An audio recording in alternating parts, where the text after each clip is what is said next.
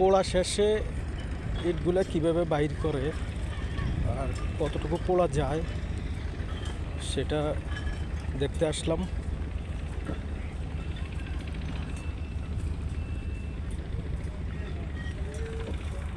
এখানে ইটগুলোকে সারিবদ্ধ করে দিতেছে, পরে আগুন দেওয়া হবে এগুলোতে। আর ওই পাশে যেগুলো আছে ওগুলো মোটামুটি আগুন দেওয়া শেষ, এখন বিক্রির উপযোগী। যে স্টেপ বাই স্টেপ আসতেছে।